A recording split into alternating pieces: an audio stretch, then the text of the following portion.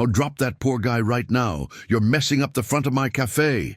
The voice sliced the air like broken glass. Heads turned at once. Phones lifted quietly. Someone laughed. Another whispered, "What a shame. Just wants attention." She was holding the thin arm of the man lying on the ground, soaked by the drizzle.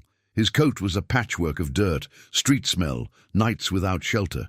His hands shook more than the rain itself. She, breathing tight, insisted, "He passed out. Call an ambulance." The manager folded his arms, forehead wrinkled, tie crooked from rushing. An ambulance blocks the flow. Customers don't want to see that. That has a name. She raised her eyes steady. Person. Dry chuckles. A woman with a designer bag spoke loud enough to gather an audience. A person who chooses to live like this. Always the same sad story. A boy filmed from the side. His buddy said, "Get a close-up of the hero of the homeless." She heard hero like a stone thrown at her. Yet she adjusted the man's body, pulled off her own scarf, and made a pillow for his head. "Miss, this isn't the place for drama," said the manager, now trying to pull her by the elbow. She stepped back, half covering the man. "Touch him and I'll scream." "Scream to who?" He smiled, smug, with the confidence of someone backed by shop windows, lights, background music, and a line of people who don't question, just buy. "Here, you're the one out of line?" The homeless man opened one eye, slow pupil, cracked lips, a thin whisper, "Water." She searched her purse, found a small bottle, unscrewed it, pressed it to his cut lips. He drank like someone climbing back from the bottom. "Thank you." "It's going to be all right," she promised, though she had no idea how. A far-off horn, drizzle turning to rain. The sidewalk shone with neon reflections. Inside the cafe, a barista sighed in annoyance, as if every extra second ruined the perfect rhythm of lined-up cups. "Call city guards," said the woman with the bag, "or this act will drag on forever." "I'll pay for whatever he eats," she said suddenly, facing the manager. "Soup, bread, anything warm. Let him in." The manager lifted a brow, weighing the scene, the crowd, the hidden cameras. "Customer pays, the house serves," he mocked, with fake courtesy. "But the dress code doesn't allow it." "Dress code?" She laughed without humor. "It's warmth you're missing, not clothes." The boy filming nudged her. "Hey, say that again. Perfect for the video." Her face burned, not with shame for what she did, but for the audience cheering for her downfall. There was something cruel in that collective laugh, that energy that turns people into a chorus and the world into an arena. "What's your name?" she asked the man on the ground. He hesitated, as if choosing one could bring trouble. Call me John." "John," she said, firm, as if anchoring him to his own name. "Try to stand slowly. I'll help you." John tried to rise and failed. His legs betrayed him. Pain crossed his face. "It's been long since I ate," he whispered. "Sugar drops, head spins." She looked around. No one stretched out a hand, just crossed arms, superior stares, the certainty of being on the right side, because they were inside, with glass, money, perfume. "I'm not leaving the door of your cafe until he gets help," she told the manager. "Call whoever you want." "Perfect," he replied, pulling out his phone. "I'm already calling." She thought it was an ambulance. He smirked. "Security." A private security car turned the corner faster than any trace of care. Two men got out, black jackets, radios hissing. "What's the problem?" "The problem," said the manager, "is that they're blocking the entrance, disturbing clients, and making trouble." "Trouble," she breathed deeply. "There's a human being sick here, that's all." "What do you want us to do, ma'am?" asked one guard in a tone trained to sound neutral. "Bring food and hot water," she said, "and call an ambulance." The guard looked at the manager, not her. "Ambulance? For what? Then they keep coming back," snapped the manager. "You know how it is." John moved his fingers like searching for something unseen. Then his eyes locked on hers. "Don't mind it," he said in a strangely calm voice. "People are only afraid of what reminds them they could fall too." She froze for a moment. That sentence didn't fit the image the city forced on him. It was sharp, heavy with life. "I'm not afraid," she answered. "I know," he whispered. "That's why they laugh. The guards stepped closer, hands open, signaling her to move. "Ma'am, please, step aside." She planted her feet. "Only after someone calls an ambulance." One guard pointed at his radio. "It's on the way." "Lies," she said. "I heard the manager." "Ma'am, I'm staying." The silence thickened. The rain poured harder. A bus rushed by, splashing water over the curb. Inside the cafe, the barista turned off the music, maybe just to hear the show outside more clearly. The boy with the phone zoomed in closer. The woman with the branded bag sighed like she was on stage, as if the world owed her the speed she demanded. Then, from the side, someone showed up with a bag of bread, an older man in a blue apron, the baker from the corner shop. "Here," he said, placing the bag in her hands. "Fresh." The manager twisted his face. "You're encouraging this. You're forgetting that hunger doesn't wait for rules," the baker replied, plain and obvious. She held the warm bread, tore it gently, and offered it to John. He bit into it and closed his eyes like he was thanking in silence. Almost a quiet sob. "I'll pay," she repeated, staring at the manager. "For the bread, the soup, the time wasted by people too rushed to act human." Two customers whispered at the back. "Just wants attention. Bet she'll post it later." She didn't answer. Sometimes words don't fit as a reply. The ambulance finally turned the corner, siren low, lights cutting through the rain. The guards relaxed a fraction. The manager clicked his tongue, annoyed, like someone losing an unseen fight. The woman with the bag rolled her eyes. "About time." The paramedics stepped out, sharp and focused. "Probably low sugar," said one, already checking his blood pressure, preparing glucose. "How long since he ate?" "Days," John answered, weak. "He'll stabilize," assured the medic. "We need to take him." "I'm going with him," she said. "Not required," the medic replied, professional tone. "I'm going," she repeated, looking at John. He looked back, for the first time without the veil of someone shrinking to fit others' contempt. In his eyes there was silent gratitude, and something else, a flicker that said this story wouldn't end on that sidewalk. Before stepping into the ambulance, she turned to the crowd. She didn't give a speech. She just scanned faces, the stiff manager, the tired rich woman, the boy hiding behind his camera, the quiet baker, and said, "Cafe's name. Do none of you remember when you were small once?" Nobody answered, because when a question is too deep, silence is the only thing that doesn't betray. The ambulance door shut with a dull thud. For a second, the world outside looked like an old film blurred by rain. Inside, the hum of machines, the smell of alcohol and clean metal. She held John's hand. "Why did you thank me like that?" He opened his eyes, steadier now, his voice stronger than a whisper. "Because you didn't do it out of pity." "How can you tell?" "Pity looks down," he said, meeting her eyes level. "You looked straight at me." The ambulance pulled away. Streets passed as wet blurs. She breathed deep. She didn't know his full name, where he came from, or why his words cut sharper than the insults outside. But she felt, as a tide that rises quietly, that there was something in him that couldn't be boxed into homeless. "John," she said, without her scarf now, wrists cold but chest warm, "when you're better, will you tell me your story?" He smiled faintly, the kind of smile of someone holding secrets not told at first. "If I tell you, it won't be just a story," he said, slow. "It'll be a debt repaid. Debt from someone who was once saved too, and never forgot." The siren quieted. The vehicle stopped at the hospital. Doors swung open, stretchers, hallways that smelled of hurry, footsteps ticking like a metronome. They took him in, and she followed, heart racing with unease. At reception, they asked for documents, numbers, forms. She explained what she knew, almost nothing, and paid what she could, almost everything. She signed papers like sealing a deal she didn't yet understand. While waiting, she glanced at her phone. The video had already landed on a local page. "Young woman makes a scene for homeless hero." Comments poured, "Chasing fame." "Total setup." "Bleeding hearts." She locked the screen. Outside, the rain had stopped. Inside, another storm brewed. And on the hallway bed, eyes closed, John muttered something only she could hear, close enough to catch it. "Thank you for seeing me." She didn't realize what promise those words carried.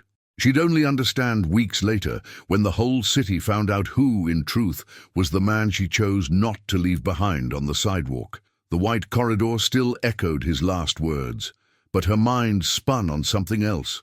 The memory of the sidewalk, the rain, the voices laughing.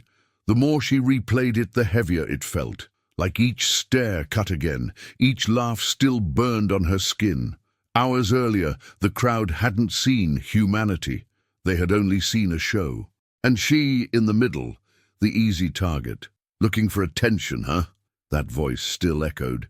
A man with a thick moustache had said it loud, staring at her with disdain.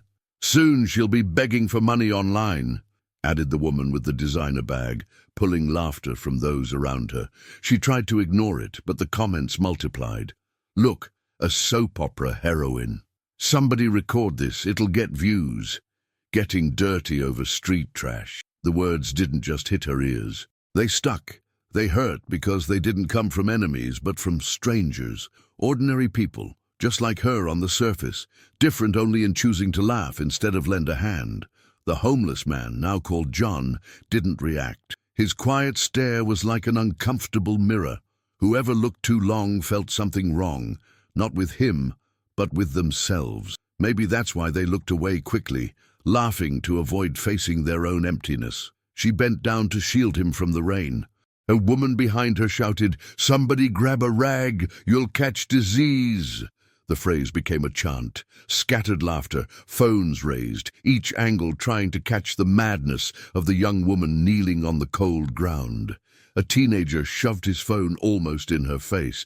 "Say it, lady. Why are you defending this bum? It's going to go viral." She turned aside, pushing the camera away with her hand. "Because he's a person." "A person? A person that stinks? Ha, ha, ha, ha." Her temples throbbed. She thought of shouting, but held back. She knew yelling would just feed them, so she spoke low, almost to herself. "You don't know what it means to fall." But someone heard. A man in a suit with a leather briefcase repeated in mocking tone, "You don't know what it means to fall. Hear that, folks?" Explosion of laughter. He gave a fake bow, like an actor mimicking her line. The manager watched the scene as if it were a free show attracting customers. He didn't try to stop it. On the contrary, he encouraged it with smug grins. She gripped John's arm tighter, as if her strength could shield him from the cruelty. "I won't let go," she said firmly, scanning the crowd. "And who asked you to hold him?" Shot back one of the guards, arms crossed. "What are you protecting? The streets are full of guys like him. Gonna carry them all." "If I have to," she answered without thinking, and right away heard the collective laugh. "Look at the savior. She'll rescue the world." The weight of humiliation pressed harder, but with it came something else, a spark of anger. Not anger at the insults, but at the invisible system that made this feel normal. The tidy cafe, shiny windows, full tables. And on the ground, the reality no one wanted to see. John, with a hoarse voice, whispered only, "They don't know." "Don't know what?" she asked, bending close. "Don't know what happens after." The phrase hung in the air, puzzling. She didn't understand, but his eyes burned with a calm that didn't match the chaos. Meanwhile, more phones popped up. A group of teens joked on video.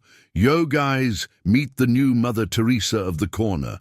Another chimed in, "Sponsored by the cafe that bans the homeless." Laughter, instant likes, cruelty streamed live. She, even unwilling, had become part of it. The humiliation wasn't just local anymore. It was public, online, viral. An older man with grey hair, quiet until now, finally spoke. "You all should be ashamed." Silence lasted 1 second. Then someone fired back. "And you, old man, gonna give him a house?" Laughter roared even louder. The man fell quiet, embarrassed, like someone outnumbered by an army of mockery. The rain poured harder. Cars rushed by, but nothing stopped the scene. It was as if time itself paused only to record the cruelty. She looked at John. His breathing was heavy, but his eyes stayed open. focused, watching everyone. And in that gaze she realized something. He wasn't ashamed. He didn't shrink, didn't hide his face. He just stared, as if waiting. It unsettled them. Maybe that was the reason for the mockery. His silence bothered more than any scream. At last, the ambulance arrived, but even with the flashing lights painting the street, people kept filming. This'll get clicks. Finally, the happy ending of the beggar soap opera. When the medics carried John in, she tried to follow but heard one more line spat from behind. Hope he racks up hospital bills. Let's see the savior pay that. The laughter followed until the ambulance doors shut. Inside, holding his hand on the bench, she finally felt the impact. Her body shook, not just from the cold, but from exposure. The humiliation had been total, recorded, spread. Yet in the middle of fear, something sparked. John turned his face toward her and said, "Let them laugh. Tomorrow nobody laughs." And she, not understanding, swallowed hard. Because deep down, she knew. This story was only just beginning. In the hospital waiting room she sat still, hands clasped, head resting against the cold wall. Her heart, still racing, reminded her every second that what happened on the street wasn't just an episode, it was a mirror. And in front of it, old memories surfaced, ones that had never truly left her. As a child, she had also been in that place, lying on a park bench with her mother beside her, not knowing if the next day would bring food. Her mother worked in other people's homes, cleaning, cooking, swallowing humiliation just to put a plate of rice on the table. Many nights they came home exhausted and were met by neighbors' stares, pity dressed up as superiority. She remembered one rainy afternoon. She was about 8 years old, holding a plastic bag full of donated clothes. A classmate spotted her and whispered to another, "Look at her, picking up hand-me-downs again." Childish giggles, cruel in their innocence. Her face burned. Her mother just squeezed her hand and said, "Don't lower your head. The ones laughing today don't know if they'll cry tomorrow." Those words stuck, like an invisible tattoo. And that was why, years later, when she saw John collapsed on the sidewalk, she couldn't just walk past. It didn't matter how many mocked her. She knew the taste of humiliation, and she knew no one should feel it alone. As a teenager, the struggle went on. She studied at night and worked by day. She was a bakery clerk, a store assistant, a call center worker. Every cent went to the books her mother called the only inheritance no one can steal. Even so, she heard countless times the words that stung like whips. "You'll never get out of here. Housekeeper's daughter always ends up the same. Don't dream too big, girl." But she dreamed. And even without knowing how, she held on to that silent strength only those who have fallen learn to grow. In college, she finally felt the change. She got a partial scholarship and a steady job. Her mother, older now but proud, would repeat, "You'll show them it can be different." And she did, even when classmates laughed at her plain clothes, her lack of a car, or at her splitting lunch into two. She learned to swallow the shame, turn it into fuel, and keep moving. That's why helping someone lying on the sidewalk wasn't charity. It was memory. It was like helping herself from another time, hungry and cold on that park bench. John's gaze that rainy night triggered this reflex. In him, she didn't see just a stranger. She saw every version of herself that had ever been mocked, and that gave her strength, even when the whole city seemed ready to crush her. In the hospital, the sound of stretchers, nurses rushing, the smell of alcohol, it all pulled her back to another moment in her life. She was about 15 when her mother fainted from exhaustion at work. They were taken to this same hospital. And there, too, she felt the same contempt in the stares that silently asked, "What are poor people like you doing here?" The difference was, now she was the one standing, choosing to stay beside someone others preferred to ignore. It felt like the cycle had reversed. As she waited for news, her phone buzzed. A childhood friend had messaged, "Is that you in the video? You're everywhere. Girl, what shame. Stay out of this before they burn you." She breathed deep. She didn't reply. She knew this wasn't the first time she'd be pointed at, and it wouldn't be the last. She thought of her mother's words. "If you do what's right, they'll laugh. If you do what's wrong, they'll laugh too. So choose to laugh inside. A doctor approached. He's stable but needs tests. His condition is mostly malnutrition and low blood sugar. Are you family? No, she said. Then why are you here? She hesitated a second before answering. Because no one else came. The doctor looked at her, surprised, then nodded and walked on. In the silence left behind, one question hammered in her mind. Why did she always put herself in this position? Why get involved in other people's troubles, knowing the cost was humiliation? The answer came as a sharp childhood memory, because someone once held her hand when everyone else laughed, because if her mother hadn't insisted, she might have been lost too. And at that moment she realized it wasn't just about John. It was about breaking the chain, about refusing to repeat the indifference the world displayed so proudly. In the hospital bed, John slept. His thin face looked even more worn under the white light. But something was different. Even asleep, his expression wasn't defeat. It was as if he held something back, waiting for the right time to reveal it.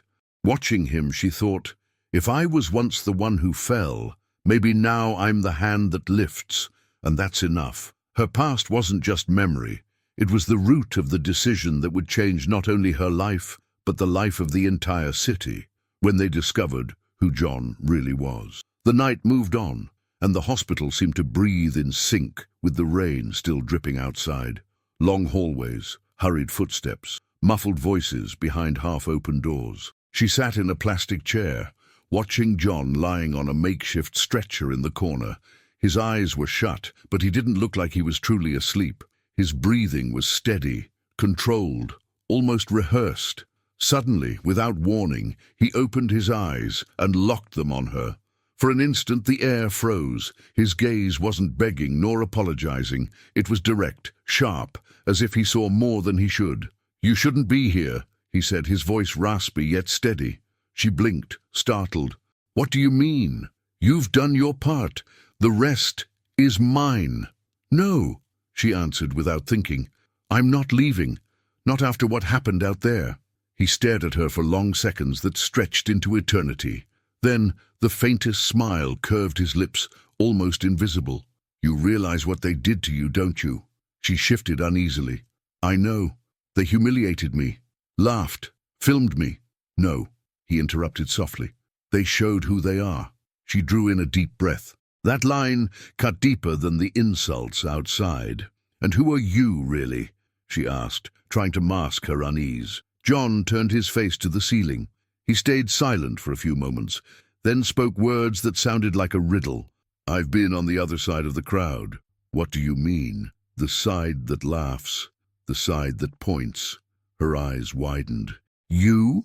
He shut his eyes again, but added quietly, almost to himself, "It's easy to laugh when you're not the one on the ground." The reply unsettled her. It didn't fit the image of an anonymous vagrant. His words carried a weight, something beyond hunger. She pressed on. "You talk like someone who once had another life." "Another life?" He opened his eyes again, this time with a different glimmer. "Maybe. Or maybe it's the same life, seen first from above and then from below." A chill ran down her spine. She felt she was facing someone who hid more than he revealed. "Look, I don't know who you are," she said quietly, "but I know no one deserves what happened today." "Wrong," he replied, voice stronger now. "Sometimes you need humiliation to remember who you really are." She was left speechless. It sounded illogical, but the phrase carried a sting of truth. "And who are you really, John?" He smiled again, holding her gaze. Not joy, not sorrow. A smile of secret. Someone the world chose to forget.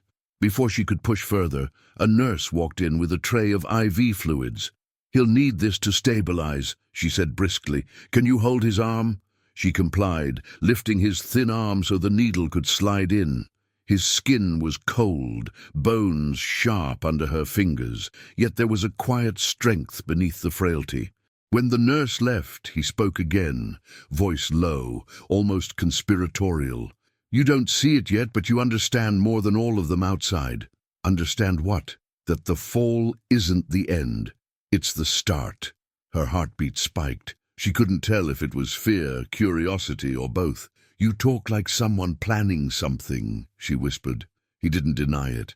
He only closed his eyes once more and murmured, "When the moment comes, they'll all remember the night they laughed at you." Silence swept the room again. She studied the mysterious man, growing more convinced he wasn't just another homeless soul. There was something in his presence, in the way he spoke, experience, intellect, maybe even hidden power. And that feeling only deepened, because inside she sensed his gaze wasn't just gratitude, it was a promise. And promises wrapped in mystery have the power to change destinies. By morning, the city seemed to breathe differently. Streets still wet from the rain reflected a faint sun, while life rushed on, honking cars, hurried footsteps, glowing shop windows. Yet behind the routine ran an invisible current. Comments, laughter, countless versions of what had happened outside the cafe.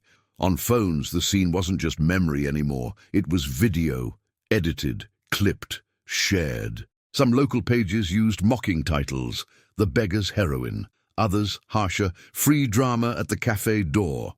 Views climbed, shares multiplied, and the comments raged like a storm. All marketing, obviously. Just chasing clout. Worry about a bum and forget real workers. Brave girl, but dumb. If it were me, I'd walk past. The world doesn't change with theatrics. She was still at the hospital when the first message came from a co-worker. "You're online. Everyone's talking. Be careful, they're going to laugh a lot at you." The second message was worse. "My boss sent it in the company group. She said this kind of thing looks bad for our image. You'd better prepare yourself." Her stomach turned. It wasn't just the weight of the night before. Now there were real consequences. The humiliation had left the sidewalk. It was in bar chatter, coffee shop tables, family chats. At the corner bakery, where the baker who had given her bread still worked, two customers argued. "I saw the video. That girl just wanted attention. But she helped the man. Would you have done the same?" It's not about doing it. It's about not being a fool. Look, now everyone's mocking her. The baker kneaded the dough in silence. Inside, though, he remembered the fire in her eyes when she protected the homeless man. He knew it wasn't fake. Still, he stayed quiet. In that city, anyone who spoke against the crowd became the next target. On the bus, a group of students laughed while replaying the clip. One mimicked her voice. "He's a person." "Ha ha ha ha ha. What a dumb line." Another added, "Sounds like a soap opera actress." Other passengers looked sideways, some nodding silently, others just uncomfortable. No one defended her. Laughter was stronger than courage.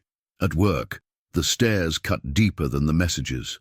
The moment she walked in, whispers spread. "Look who's here, the savior of the homeless."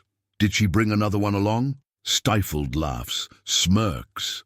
Her boss called her into the office. "You know our company values its image. These videos, well, they don't help. I don't want your face tied to controversy." "I only helped a man who was sick," she tried to explain.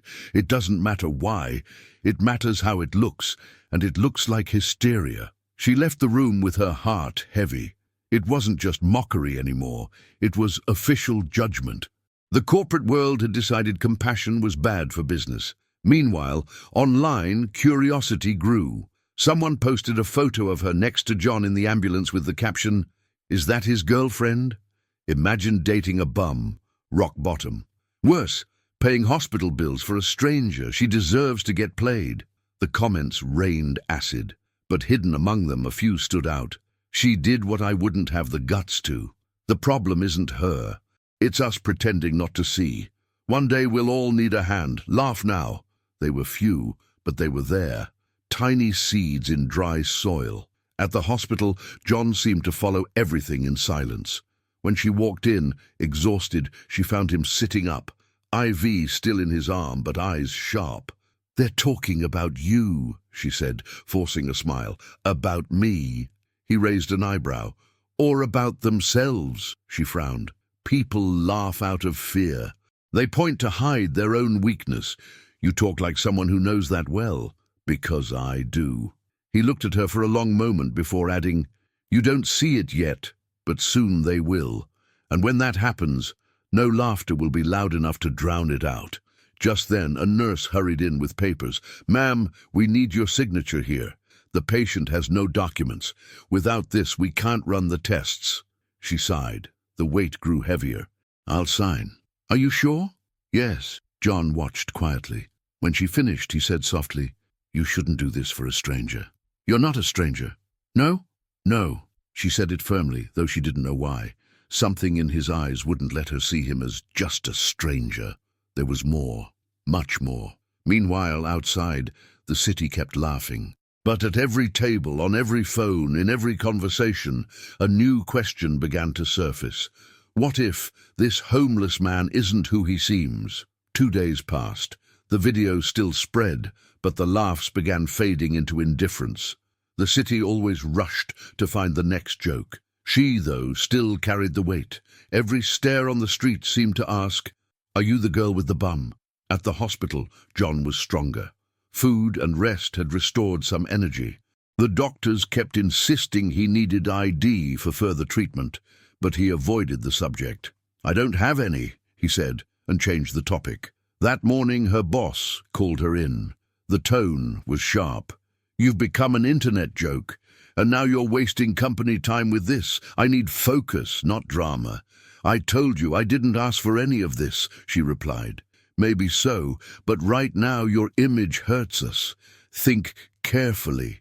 Career or charity?" She walked out with her heart heavy again. It felt like she was being punished for something that shouldn't be a crime. Compassion. That day, she decided not to go straight home. She wandered the streets, trying to clear her head. She rounded the corner by an old bookstore and stopped. Inside the shop, between dust-covered shelves, was John. He didn't notice her at first. He stood there, leafing through a worn cover book, upright and steady, completely different from the man she'd helped on the pavement. The suit he wore was plain but clean. His hair, once messy, was slicked back. She stepped in, bewildered. "John?" He closed the book slowly and looked at her, as if he'd been expecting her. "You came. What are you doing here? How did you get clothes?" "And this place." He set the book on the table and answered calmly, "Did you think I'd lie there forever?" "It's not that. It's just—" She glanced around, lost. "Yesterday you could barely walk." "Yesterday," he said, "I was waiting." "Waiting for what?" "You." A chill ran down her spine. "I don't understand." "Of course you do," he said, taking a step closer. "You work on 4th Street, in a blue glass building. You start at 8:40 and leave always late because you stop to help someone on the street. Yesterday, for example, you bent to pick up a child's toy that fell from a backpack. Your boss frowned, but you didn't care." Her eyes widened. How do you know that?" He smiled, almost amused. "I watch. You follow me?" "No, I know you." She took a step back. Her heart raced. "That's impossible. I never saw you before that night." "Not with those eyes," he replied, enigmatic. The bookseller, a hunched old man, appeared behind the counter and interrupted. "Taking the book, John?" "I'll be back for it," he said, as if he had all the time in the world. Once they left the bookstore, she stopped on the pavement and faced him. "Tell me the truth. Who are you?" He breathed in, watching the street, the cars, the people who passed without noticing them. "Someone who has fallen, deeper than you imagine, and someone who now has a chance to stand up, because you reached out." "But how do you know so much about my life?" "Because I've been around, invisible, watching. You just didn't see." Her head spun. "So you're not just a beggar?" He laughed softly. "No one is just a beggar. That's the first lesson." A heavy silence settled. She wanted answers, but had only riddles. Still, there was something about him that kept her from walking away. Suddenly, he said something that made her shiver. "You shouldn't trust everyone at your job. The man in the grey tie, he's already planning to take you down." "How do you know that?" "Because I heard. Yesterday, when you were in the boss's office, he was talking to someone else. He called you naive, said you'd be gone soon." She froze. The scene was real. The grey-tie co-worker, who always smiled too smoothly, was indeed nearby. "You heard that?" "I hear more than it seems." She swallowed. Part of her wanted to run, part wanted to know everything. Why are you telling me this? Because you believed in me when no one else did. Now it's my turn. He walked toward the square, as if he hadn't said anything extraordinary. She stood there for a few seconds, stunned, then ran to catch up. "John, what do you want from me?" He stopped, turned slowly, and answered in a calm but cutting voice, "That you won't be afraid of what comes next." In that instant, she understood the story was only beginning. She went home that night with a storm in her chest. The bookstore meeting wouldn't leave her mind. John, who 2 days earlier could hardly stand, now appeared clean, lucid, wrapped in enigmas. He knew details of her life, knew things about work, even phrases said when she wasn't there. It couldn't be coincidence, but when she tried to tell anyone, she hit a wall of disbelief. First, she told her best friend.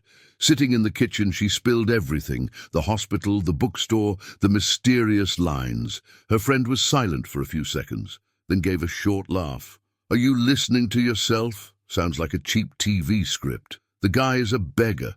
Beggars are good at watching people. That's it. But he knew things he couldn't know.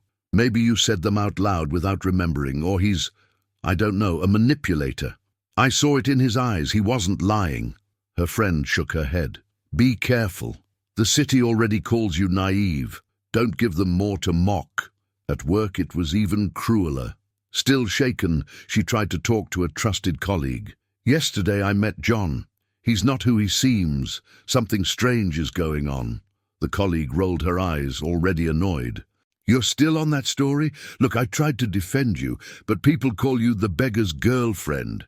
Better let it die before they bury you too." "You don't get it. He knows things from the office. He even said someone wants to get rid of me." "Everyone's talking. Watch out, they'll laugh a lot at you." The second message was worse. "My boss sent it in the company group. She said this kind of thing looks bad for our image. You'd better prepare." Her stomach flipped. It wasn't just the weight of the night before. Now there were real consequences. The humiliation had left the sidewalk and entered bar talk, coffee tables, family group chats. At the corner bakery, where the baker who'd given her bread still worked, 2 customers argued eagerly. "I saw the video. That girl just wanted to get attention." "But she helped the man. Would you have done the same?" "It's not about doing it. It's about not being a clown. Look, now everyone's making fun." The baker kneaded the dough in silence. Inside, though, he remembered the light in her eyes when she protected the homeless man. He knew it wasn't fake. Still, he kept quiet. In this city, anyone who speaks against the majority becomes a target. On the bus, a group of students laughed watching the clip on a phone. One imitated her voice. "He's a person. Ha ha ha ha ha." What a silly line. Another added, "Looks like a soap opera actress." Passengers glanced sideways. Some nodded quietly. Others just looked uncomfortable. No one defended her. Laughter beat courage. At work, the looks were worse than the messages. As soon as she walked in, whispers spread, "Look who's here, the homeless savior." Did she bring another one with her? Muffled laughs. Ironic smiles. Her boss called her into the office. "You know our company cares about its image. These videos, well, they don't help. I don't want your face linked to controversy. I only helped a man who was sick," she tried to explain. "It doesn't matter why. What matters is how it looks, and it looks like hysteria." She left the room with a heavy heart. This wasn't just mockery anymore. It was official judgment. Corporate life had decided kindness was bad for business. Online, someone else began digging. They posted a photo of her next to John in the ambulance with the caption, "Is she his girlfriend? Imagine dating a bum. How low." Worse, paying hospital bills for a stranger. She deserves to get duped. Acid comments poured in. But among them, hidden, were a few different ones. "She did what I wouldn't have the guts to do." The problem isn't her. It's us pretending not to see. One day we'll all need a hand. Laugh now. They were few, but they were there, small seeds in the dry soil of mockery. At the hospital, John seemed to follow everything quietly. When she entered the room, still tired, he was sitting up, IV in his arm but alert. "They're talking about you," she said, forcing a smile. About me? He raised an eyebrow. Or about themselves? She didn't get it. People laugh because they're scared. They point to hide their own weakness. You speak like someone who knows that well. Because I do. He looked at her long, then added, You don't see it yet, but soon you will. And when that happens, no laughter will be loud enough to drown it out. At that moment, a nurse rushed in with some papers. Ma'am, we need your signature here. The patient has no documents. Without this, we can't run the tests. She sighed. The burden grew heavier. I'll sign. Are you sure? Yes. John watched quietly. When she finished, he said softly, You shouldn't do this for a stranger. You're not a stranger. Not? No. She said it firmly, even without fully understanding why. Something in his eyes wouldn't let her reduce him to a stranger. There was more, much more. Outside, the city kept laughing. But at every table, on every phone, in every comment, a new question started to surface. What if this homeless man isn't who he seems? 2 days passed. The video still circulated, but the intensity of the laughs gave way to indifference. The city always rushes to find the next thing to mock. She, however, still carried the weight. Every look in the street seemed to ask, Are you the girl with the homeless man? At the hospital, John improved. Food and rest had returned some strength. Medical staff insisted he needed ID to continue treatment, but he dodged the subject. I don't have any, he said, and changed the subject. That morning, her boss called her in. The tone was blunt. You've become an internet joke, and you're wasting company time with this. I need focus, not drama. I told you I didn't ask for any of this, she replied. Maybe so, but for now, your image hurts us. Decide, career or charity. She left the office with a heavy heart again. It felt like punishment for something that shouldn't be a crime, compassion. That day, she chose not to go straight home. She walked the streets trying to clear her head, until, turning the corner by an old bookstore, she stopped. Inside the shop, between dust-covered shelves, was John. He didn't see her at first. He stood, leafing through a worn book, upright and steady, completely different from the man she'd helped on the pavement. The suit he wore was plain but clean. His hair, once messy, was combed back. She went in, bewildered. John. He closed the book slowly and looked at her, as if he'd expected her. You came. What are you doing here? How did you get clothes and this place? He put the book on the table and answered calmly, Did you think I'd lie there forever? It's not that, it's just... She glanced around, lost. Yesterday you could barely walk. Yesterday, he said. I was waiting. Waiting for what? You. A chill ran down her spine. I don't understand. Of course you do, he said, stepping closer. You work on 4th Street, in a blue glass building. You start at 8:40 and always leave late because you stop to help someone on the street. Yesterday, for example, you bent down to pick up a child's toy that fell from a backpack. Your boss frowned, but you didn't care. Her eyes widened. How do you know that? He smiled, almost amused. I watch. You follow me? No, I know you. She stepped back. Her heart raced. That's impossible. I never saw you before that night. Not with those eyes, he replied, enigmatic. The bookseller, a hunched old man, appeared behind the counter and interrupted. Taking the book, John? I'll be back for it, he said, as if he had all the time in the world. When they left the bookstore, she stood on the sidewalk facing him. Tell the truth. Who are you? He breathed in, watching the street, cars, people who passed without noticing them. Someone who's fallen, deeper than you imagine, and someone who now has a chance to rise because you reached out. But how do you know so much about my life? Because I've been around, invisible, watching. You just didn't see. Her head spun. So you're not just a beggar. He laughed quietly. No one is just a beggar. That's the first lesson. A heavy silence fell. She wanted answers, but had only riddles. Still, there was something in him that stopped her from leaving. Then he said something that made her shiver. Don't trust everyone at work. The man in the grey tie, he's planning to take you down. How do you know that? Because I heard. Yesterday, when you were in the boss's office, he spoke with another. He called you naive, said you'd be gone soon. She froze. The scene was real. The grey-tie co-worker, who always smiled too smoothly, was nearby. You heard that? I hear more than it seems. She swallowed hard. Part of her wanted to run, part wanted to know everything. Why are you telling me this? Because you believed me when no one else did. Now it's my turn. He walked toward the square as if he'd said nothing strange. She stood stunned for a few seconds, then ran to catch up.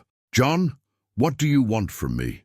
He stopped, turned slowly, and said in a calm but cutting voice, that you won't be afraid of what comes next. In that instant, she realized the story was only beginning. She went home that night with a storm in her chest. The bookstore encounter wouldn't leave her. John, who 2 days earlier could barely stand, now appeared clean, lucid, wrapped in mysteries. He knew details of her life, knew things at work, even phrases said when she wasn't present.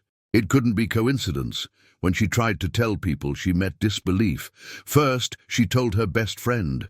Sitting in the kitchen, she spilled everything: the hospital, the bookstore, the mysterious lines. Her friend was quiet for a few seconds, then let out a short laugh. Are you listening to yourself? Sounds like a cheap TV script. He's a beggar. Beggars are good at watching. That's it. But he knew things he couldn't know. Maybe you said them out loud without remembering. Or he's, I don't know, a manipulator. I saw it in his eyes. He wasn't lying. Her friend shook her head. Be careful. The city already calls you naive. Don't give them more reason to mock. At work, it got worse. Still shaken, she tried to talk to a trusted colleague. Yesterday I met John. He's not what he seems. Something odd is happening. The colleague rolled her eyes, impatient. You're still on that? Look, I tried to defend you, but people call you the beggar's girlfriend. Better let it die before they bury you too. You don't understand. He knows things from the office. He even said someone wants to get rid of me. The colleague snorted. Oh, sure. Now the beggar is a fortune teller too. I'm serious, and I'm giving you advice. Stay away before you lose your job. Those words hit harder than any laugh. For the first time, she wondered if she was losing her mind. Maybe she'd overreacted, maybe read too much into stray phrases. But doubt didn't last long. At lunch, passing the corridor, she clearly heard 2 co-workers say, "She's ruining the company's image. The grey-tie guy really said he'll get rid of her." She froze. The line was almost identical to what John had said. Cold ran through her veins. He'd been right. Still, no one believed her. When she told her mother, she got a worried look. My daughter, you've always been too kind, but too much kindness becomes weakness. That man might be using you. It's not that, Mom. I feel there's something bigger going on. Or you just want to believe. Have you thought of that? Nights grew restless. She slept little, replaying scenes, sidewalk humiliation, his gaze, his enigmatic words. The world around seemed to spin away, as if no one else saw the same reality she did. And in that state came the second episode of humiliation. Leaving work, she found John sitting on a bench near the central square. His clothes still clean, posture calm. He greeted her with a small nod. But someone recognized them. A group of passing youths stopped, pointed, and laughed. Look, the couple of the year. Gonna marry the bum? Save me a ticket to the barbecue. Loud laughs, phones already recording. She tried to ignore it, but John stood and faced the boys steadily. Are you sure you know what you're laughing at? He asked in a deep voice. They glanced at each other and laughed harder. We're sure, and then some. John stepped forward, one slow pace at a time. Then remember this when you have no reason to laugh. The world turns, and fast. His tone wasn't a threat. It was certainty. That unsettled the boys. One laughed nervously, then backed off. They filmed until the end. And that night the clip hit the internet with the caption, "Homeless man threatens teens." Result, another wave of humiliation. Now she wasn't just the naive heroine. John became aggressive bum. Together, they were the perfect show for people who loved mocking others' misery. At work, it became a storm. Her boss called her again. I can't keep someone linked to this controversy. Think carefully. Either you distance yourself from him now, or there will be no place for you here. She left with tears held back. Part of her wanted to obey, cut ties, forget John, but a deeper part knew there was something true in their connection, something others couldn't understand. That night she found him again and poured out her heart. "They don't believe me. They say you manipulate me, that you're just a beggar seeking attention." He just smiled calmly. "They need something to laugh at. They laugh at you because they don't have the courage to laugh at themselves. But I'm losing everything." "No, you're gaining what they'll never have, the truth." She breathed, unsure if she wanted that truth, but she knew one thing: there was no turning back. When she looked into his eyes again, the same feeling returned. The sense she faced someone holding secrets capable of turning her life upside down. Tension had hung in the air for days. She felt stares at work, whispers on the bus, comments still popping up online. The humiliation hadn't lessened, only changed faces. John remained an enigma, with lines that confused more than they explained. One Friday night, exhausted, she walked home on foot. She wanted to clear her head, walk in the cold wind, let the sleeping city wash over her. But her route took her through darker, quieter streets. She was distracted when she noticed footsteps behind her. First one, then two. She sped up. The sound kept pace. In the dark shop window's reflection, she saw two hooded youths. One held something metallic. Her heart pounded. "Hey, miss," one called. "Why in such a rush? We just want to talk." She quickened her pace, but their steps matched hers. "Relax, it's quick. Hand over the phone and no one gets hurt." She swallowed hard. Her hands shook. The alley was empty, no one nearby. She looked back and saw the blade glint. Suddenly, a firm voice came from the shadows. "Let her go." The youth stopped. John leaned against a lamppost as if he'd been waiting. He was not the frail man from the sidewalk. His stance was straight, his gaze cold.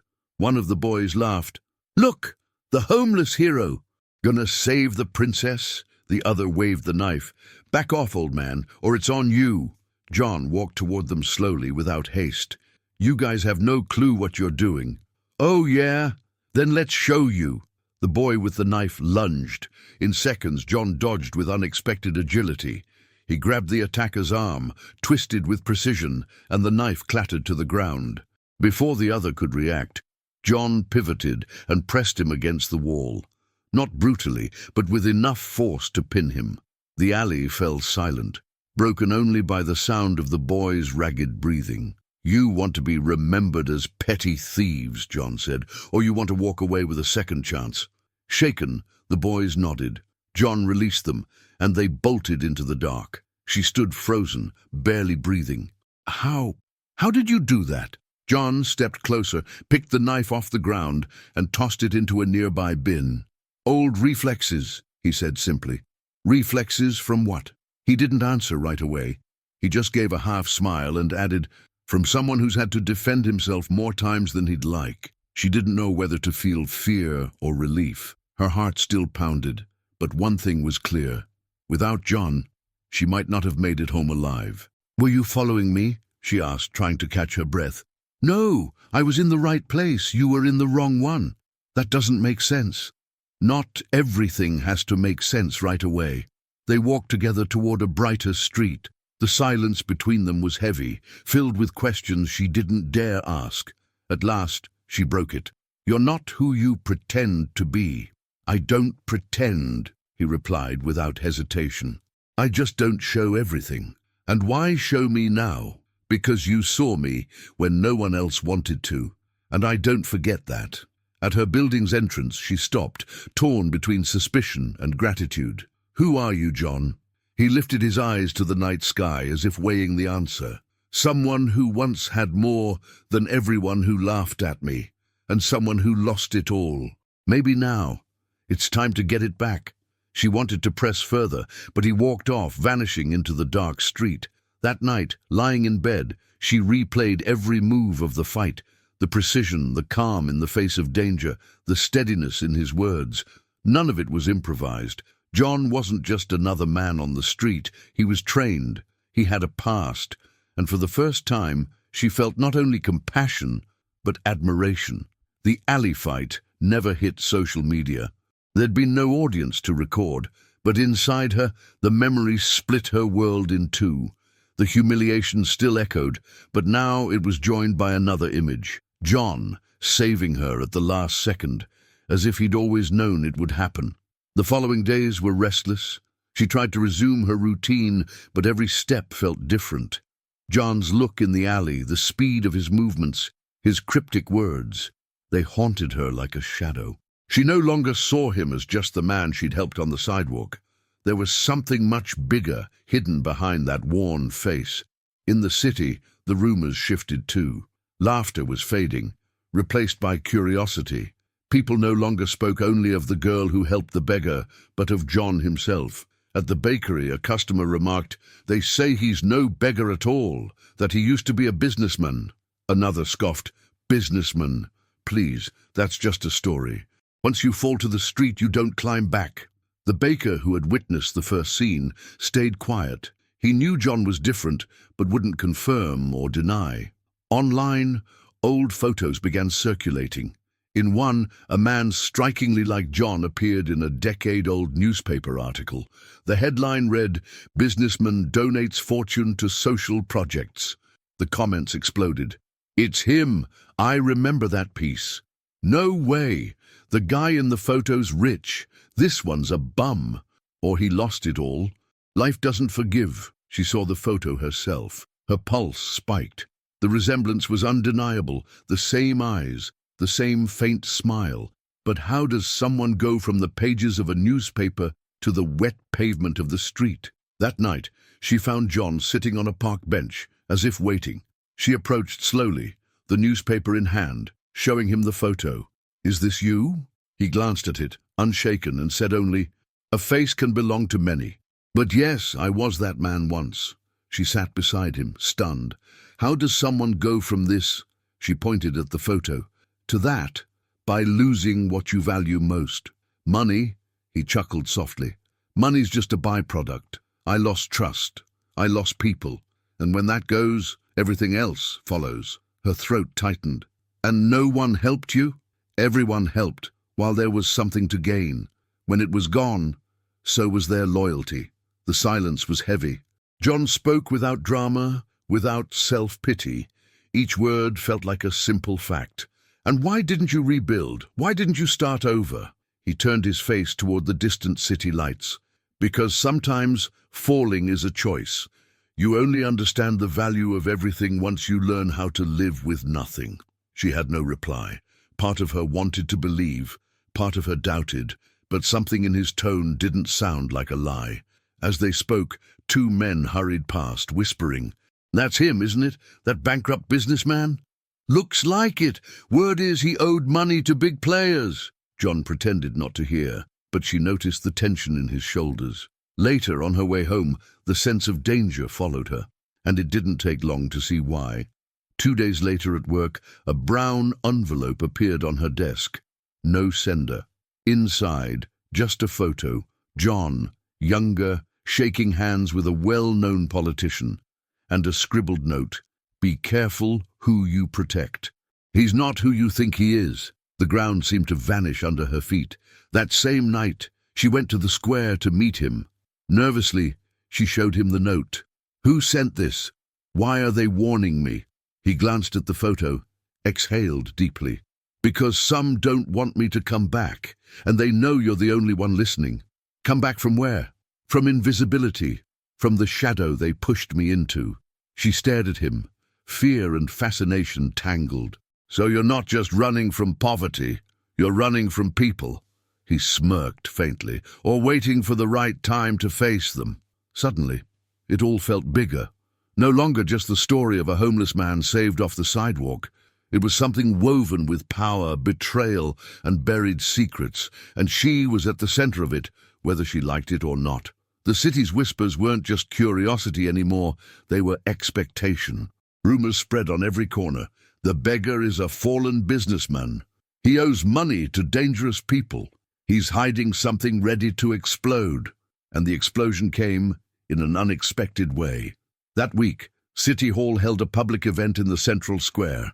The opening of a new cultural center. Officials, business people, press, all gathered under the spotlights. The whole city was invited. She was there with co-workers, though her chest carried the unease John always stirred. She felt something was about to happen, and it did. While the mayor spoke about the city's bright future, a stir rippled through the crowd. Heads turned, phones rose. John walked across the square. No longer in torn clothes or weak steps, he wore a simple but spotless suit. His hair combed back, his face clean-shaven. He looked like another man entirely. The mayor faltered for a moment, confused. The murmur grew. "That's him!" someone shouted. "The beggar!" another added. But the word no longer carried the same sting. Now it sounded more like shock than scorn. John climbed the steps to the stage, as if he'd always belonged there. No one stopped him. The nearest guard froze as though he'd seen a ghost. He took the microphone from the mayor's hand without asking. Silence fell, absolute. "Some of you know me as John," he began, voice steady. "Others remember me as someone who vanished, but I never vanished. I was right here in front of you. You just chose not to see." A ripple of murmurs ran through the crowd. He pressed on. "I once had more than many of you could imagine. Companies, contracts, headlines. I also had friends who swore loyalty until the money was gone. Then all that was left was the cold ground, your laughter and your indifference." The audience shifted uneasily. Some whispered, others filmed with trembling hands. "That rainy night," he continued, "you laughed when she reached out her hand. You pointed, you filmed, you mocked, but in that laughter I realized how sick this city had become." She, standing among the crowd, felt her eyes blur with tears. "And now I'm here, not to ask for anything, but to remind you that a person's worth isn't measured by clothes, cars, or bank accounts. It's measured by the courage to look someone in the eye when they've fallen, and not turn away." A heavy silence hung. Each word was like an unwanted mirror shoved before the crowd. Then a journalist shouted, "Do you confirm you're the businessman from that 10-year-old article?" John met his gaze and nodded. "Yes, and I also confirm that I lost it all. But I discovered what few ever understand. Losing isn't failure. Failure is laughing at someone else's fall as if yours will never come." The crowd reacted with a mix of shock and shame. Some who had mocked lowered their heads. Others who had filmed to ridicule now filmed with respect. The mayor tried to regain control. "Sir, this is not the moment. It's exactly the moment," John cut in, "because a cultural center is worthless if it's just a facade to hide the misery sitting a few meters away. Culture without humanity is nothing but decoration." The shock was instant. Murmurs swelled. Cameras zoomed in, broadcasting live. "You laughed at me," he said, scanning the crowd, "but you forgot. No one is untouchable. The future promises nothing. Today you judge, tomorrow you may beg for the very gesture you once despised." A heavy silence blanketed the square, and in the middle of it he pointed subtly toward her, standing among the crowd. Only one person had the courage to see. Only she knelt on the wet sidewalk and said, "He's human. That's why I stand here today." Every eye turned toward her. Her face burned, but there was no shame, only pride. John concluded, "I didn't come back to ask for favors. I came back to remind you that dignity isn't lost, only hidden, and now it's time to show it again." The crowd erupted into murmurs, flashes, whispers. The same city that had once laughed now bent under a truth too raw to deny. In that instant, her humiliation transformed into recognition, and John, once labeled a beggar, revealed himself as someone far greater than anyone imagined. The silence after his speech felt endless. The eyes of the entire city were locked on him, but they no longer saw a beggar. What stood there was a man suddenly larger than the stage, larger than the event itself. A journalist pushed through the crowd, microphone in hand. "So it's true. You're the missing businessman, but why? Why disappear? Why live on the streets?" John raised his gaze, steady, but never arrogant. "Because I lost everything. But more than that, I lost trust in those who claimed to stand beside me. When you fall, you quickly learn who was with you, and who was only with what you had. The mayor, visibly uneasy, tried to cut him off. "Mr. John, this event is not the place for—" "This event is about culture, Mayor," he interrupted with a grave tone. "And culture without truth is worthless. What I'm saying is the most important lesson this city needs to hear." The crowd stirred restlessly. Then a man shouted, "I laughed at you that night. I admit it." Heads turned, startled. The man lowered his voice, ashamed. "But today, I feel nothing but shame. You're greater than all of us." His confession cracked the silence. Others began to bow their heads, remembering raised phones, cruel jokes, easy laughter, each one haunted by their own cruelty. And then came the revelation no one expected. John drew a deep breath and said, "My full name isn't just John. It's John Augusto Carvalho. I was president of one of this city's largest companies. I lost everything when I exposed a corruption scheme involving powerful politicians and businessmen. They destroyed me in silence until all I had left was the pavement." A wave of murmurs rolled through the square. The name wasn't unknown. Some vaguely recalled the old news, headlines that had quickly vanished. Now it all made sense. "You ask why I returned. I'll tell you. Because I'm done being a ghost. I won't live hidden anymore. I won't carry alone the weight of what I saw. This city needs to know it laughed at a man who fell because he refused to be corrupt." Shock rippled across the square. The mayor paled, trying to hold composure, but the sweat on his brow betrayed him. Journalists fired questions all at once, microphones thrust forward, cameras jostling for position. She, in the middle of the crowd, felt her chest about to burst. Every word of his was like lightning tearing open the sky. The weight of her past humiliation flipped on its head. What had once been ridicule was now admiration. And John pressed on. "That rainy night you had the chance to be human. You chose mockery instead. Only one person reached out. Only she remembered that dignity has nothing to do with appearance. Remember this. True poverty is the poverty of spirit that refuses to see another." He pointed to her again. The crowd parted, and the spotlights found her without warning. Her face flushed, but there was no retreat. John continued, "You mocked her, called her naive, a fool. But today, in front of everyone, I declare she was the only one rich that night. Rich in character, rich in courage." A reverent silence lingered over the square. Then timid claps began here and there. Soon they spread. The sound swelled, filling the air, bouncing off the walls of the buildings. Every clap felt like a collective apology. Overcome, she felt tears streaming down, not of shame, but of release. The fire of humiliation had finally turned into honor. The mayor, desperate to salvage his image, stepped closer with a forced smile. "It's an inspiring story, no doubt. Perhaps we can discuss how to use your experience in social projects." John cut him short with a piercing look. "I don't want positions nor favors. I want this city to learn one lesson. And it's simple. Never laugh at the hand that reaches out. Because one day, it may be yours that needs pulling up."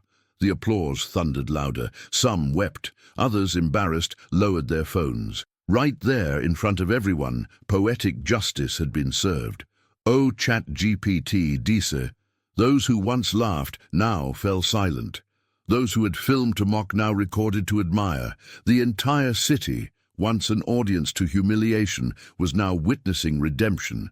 In the middle of the square, she took a deep breath. At last she understood. All the pain and shame had been the prelude to this moment. And John, with his cryptic words and steady gaze, had been right all along.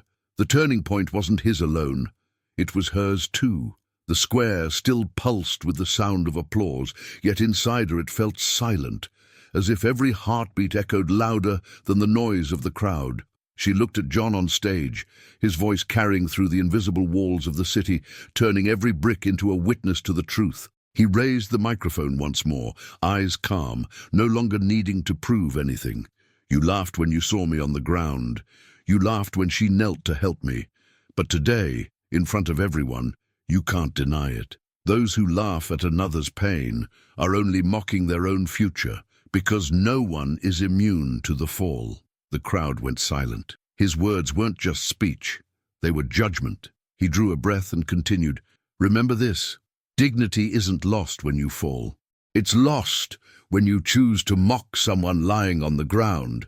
That's what I saw in many eyes that night, but I also saw something else, the rare courage of one person who chose to be the target of laughter rather than an accomplice to indifference."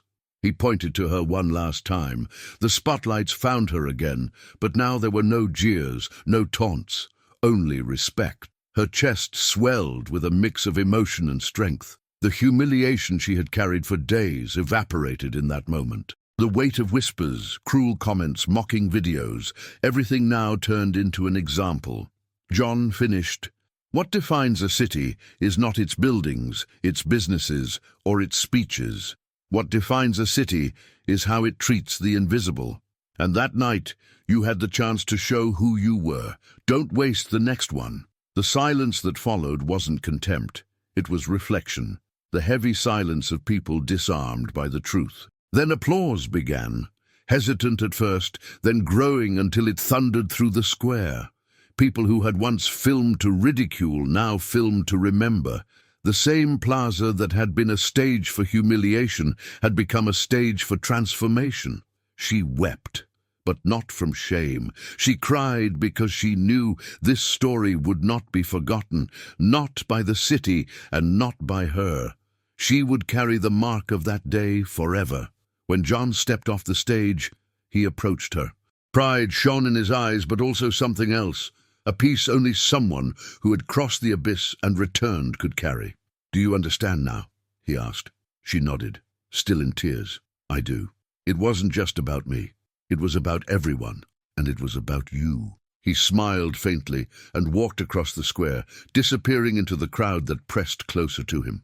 She stood still, breathing deeply until a phrase struck her mind, a phrase she wished she could share with everyone who had once laughed. "True wealth isn't having, it's seeing." And in that instant, she knew the lesson didn't belong only to her or to John. It belonged to everyone who had witnessed that spectacle of indifference transformed into a spectacle of dignity. Never underestimate the one who reaches out a hand. Never mock the one who helps. Because the laughter of today can be the shame of tomorrow, and the gesture you despise may be the very one that saves your life someday.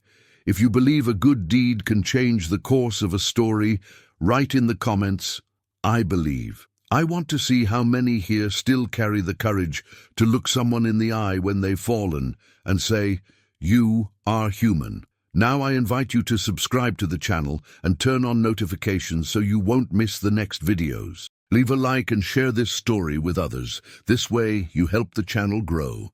See you in the next video.